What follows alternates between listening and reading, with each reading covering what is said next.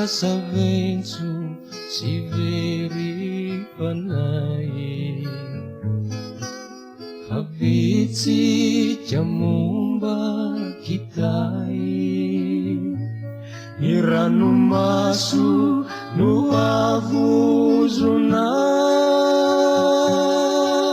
irery tsy misy miay, singan'olona toy ny voahozona.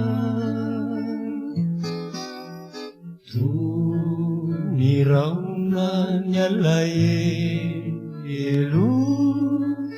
raha mavesatra de mianjera,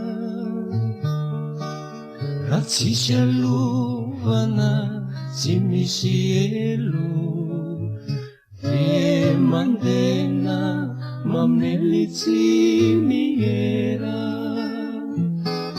Ny alahelo no any sakaiza, ny tsy ay no iondanana, telefa anefa mba hoaiza, tsara tiana ny tsy fananana. Tsy hoela ilany tromanga, ieretako zay zava-mitranga,